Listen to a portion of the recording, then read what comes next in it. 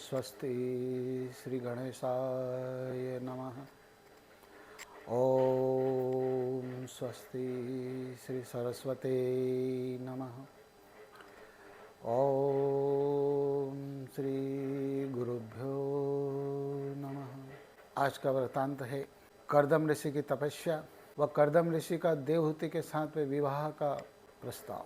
कर्दम ऋषि का प्राकट्य ब्रह्मा जी की छाया से हुआ है। एक बार वह अपने आश्रम के अंदर तपस्या करने में मग्न थे, लीन थे और ऐसी घनघोर तपस्या की कि स्वयं भगवान नारायण उन्हें वरदान देने के लिए उनके सम्मुख आए और आकर के उन्होंने कहा, कर्दम नेत्र बंद करके जिस स्वरूप का तुम दर्शन कर रहे हो मैं तुम्हारे सम्मुख हूँ, पुत्र अपने नेत्र खोलो। जैसे ही यह आवाज़ कर्दम ऋषि के कान में पड़ी, कर्दम ऋषि ने नेत्र खोले और नेत्र खोल करके क्या देखते हैं कि सामने शंख चक्र गदा पद्म धारण किए हुए साक्षात नारायण सम्मुख खड़े हैं। यह देख करके ऋषि बड़े आनंदित हुए और अपने स्थान से उठ करके भगवान को दंडवत प्रणाम किया और दंडवत प्रणाम करके हाथ जोड़ करके कहने लगे, हे प्रभु, आपके दर्शन पा करके मैं कृत्य हो गया।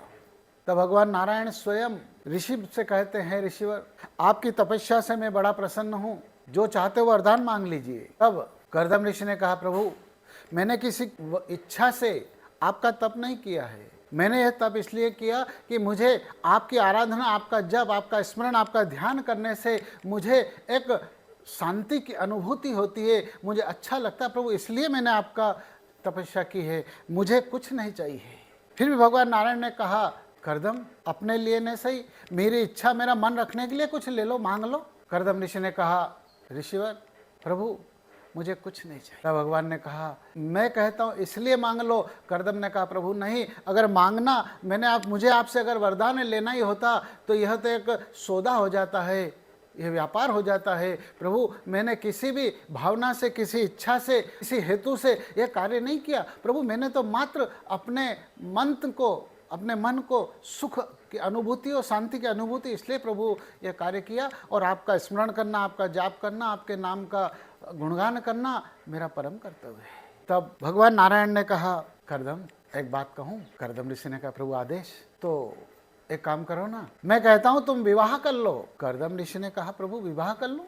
मनुष्य सारी आसक्तियों का, सारे आश्रमों का त्याग करके आपको प्राप्त करने के लिए, गृहस्थाश्रम आदि सभी का त्याग करके आपको प्राप्त करने के लिए वन में जाकर के तप करता है और आपको प्राप्त करता है। और प्रभु, आपकी प्राप्ति के बाद में आप मुझे कह रहे हो कि मैं विवाह कर लूं? और प्रभु ये भी तो बताइए, प्रभु ये तो बताइए मैं विवाह क्यों करूं? और एक बात और, अगर आपकी बात मान करके मैं ये भी सोच लूँ, विचार कर लूँ, हाँ मैं विवाह कर लेता हूँ, तो क्या मेरे योग्य इस सृष्टि के अंदर कोई कन्या है जिसके साथ मैं विवाह करूँ? तो भगवान नारायण ने कहा, कर्दम, एक कन्या ऐसी है जो तुम्हारे सर्वथा तुम्हारे योग्य है। कर्दम ऋषि ने कहा, बताइए प्रभु कौन है वो? तब उन्होंने कहा, महाराज मनु और शत्रुपा की पुत्री जिसका नाम देवहूति है, वह सब प्रकार से तुम्हारे योग्य है। एक कन्या ऐसी है, महाराज मनु और शत्रुपा की बेटी जिसका नाम देवहूति है, वह सब प्रकार से कर्दम तुम्हारे योग्य हैं। अब कर्दम ऋषि ने कहा, प्रभु, आप कह रहे इसलिए मैं उससे विवाह तो कर लूं, लेकिन मेरी एक शर्त है। बोले वो क्या?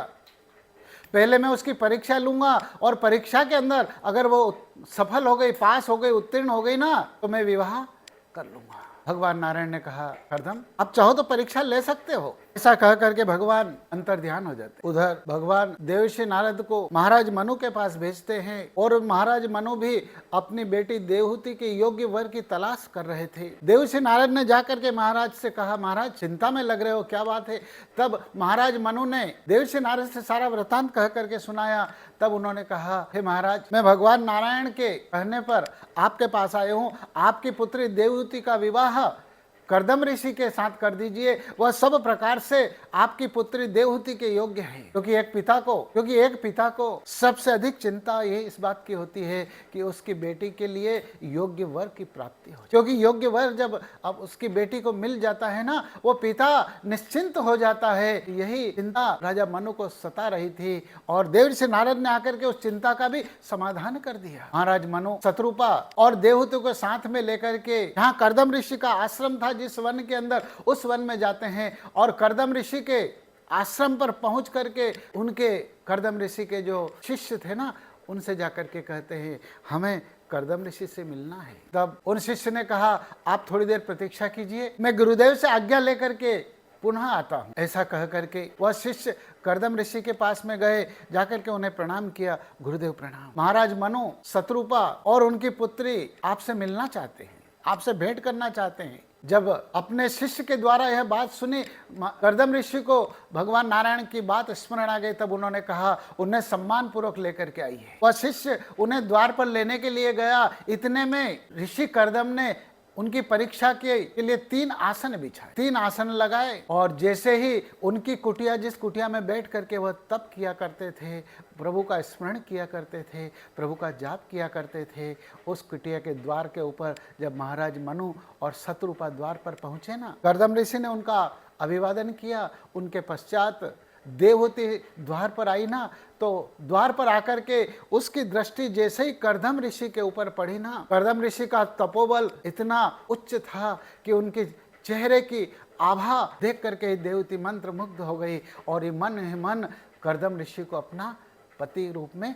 स्वीकार कर लिया। 3 आसन लगे हुए हैं। कर्दम ऋषि ने संकेत किया, इशारा किया, महाराज बैठे। एक आसन पर महाराज बैठ गए, एक आसन पर महारानी बैठ गई, एक आसन बचा हुआ था, वहां पर देवहूति पास में आकर के खड़ी हो गई। अब जब मन ही मन देवहूति ने कर्दम ऋषि को अपने पति रूप में स्वीकार कर लिया और वह आसन कर्दम ऋषि के द्वारा बिछाया गया था, अगर उस आसन पर वह बैठती है तो पत्नी के लिए पति सेवा करे और उस सेवा को वह पत्नी स्वीकार कर ले, उसका पतिव्रत धर्म नष्ट होता है। और वहां कर्दम ऋषि ने आदेश दिया था, देवी बैठिए। अब अगर उस आसन पर वह नहीं बैठती है तो पति की आज्ञा न मानने का दोष उसे लगता है। ये तो वो वाली बात हो गई ना कि सर्प ने छछूंदर को पकड़ लिया, अगर वो खाए तो मर जाए और छोड़ दे तो अंधी हो जाए। वो सर्प अंधा हो जाता है क्योंकि चूहे के भ्रम में उसने छछूंदर को पकड़ लिया। ये स्थिति अब देवहूति की बन जाती है। अब उस पर बैठे तो पति के द्वारा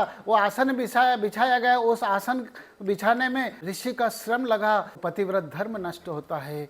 और अगर उस आसन पर न बैठे तो पति की आज्ञा न मानना, पति की आज्ञा का उल्लंघन करने का दोष उस पर लगता है। अब क्या, तो देवहूति ने बीच का मार्ग निकाला। और बीच का मार्ग भी कैसे निकाला? एक बार हनुमान जी महाराज समुद्र के ऊपर उड़ते हुए लंका में माँ सीता की खोज में जा रहे थे ना, उसी समय समुद्र से मेनाक नाम का एक पर्वत समुद्र की तलहटी से ऊपर आया और ऊपर आकर के उसने हनुमान जी से कहा, हे राम भक्त हनुमान, आप प्रभु राम की सेवा में जा रहे हैं, परिश्रम कर रहे हैं, कुछ थकान हो गई हो तो कुछ समय रुक करके विश्राम कर लो ताकि मेरी भी सेवा कुछ प्रभु के प्रति हो जाए। क्योंकि इतिहास में ऐसी कथा आती है पुराणों में कि पहले समय में पर्वतों के पंख हुआ करते थे जो एक स्थान से उड़ करके दूसरे स्थान पर जाया करते थे। तो जब देवराज इंद्र ने अपने वज्र से उसके पंख काटने लगे ना, तो यह मेनाक नाम का पर्वत समुद्र की तलहटी में जाकर के छुप गया था, तो इसके पंख बच गए। आज उन्हीं पंख की सहायता से वो समुद्र के ऊपर आया और राम भक्त हनुमान से कहने लगा, हे हनुमान कुछ समय विश्राम कर लो। हनुमान जी ने, हनुमान ते परसा कर और पुनि मन कीन प्रणाम, कि राम काज किन है बिनु तो मोहि कहाँ। हनुमान जी ने वहां विश्राम नहीं किया, लेकिन मेनाक नाम के पर्वत का जो एक भाव था उसका सम्मान करते हुए हनुमान जी ने उसका पर्वत को स्पर्श किया और आगे की यात्रा प्रारंभ कर दी। बोले श्री रामचंद्र भगवान की। तो देवहूति ने भी बीच का मार्ग निकाला। वह भूमि पर बैठी देवहूति और अपना सीधा हाथ उस आसन को स्पर्श कर दिया और बैठ गई। यह जब सब दृश्य उधर कर्दम ऋषि देख रहे थे तब उन्होंने विचार किया और राजा से कहने लगे।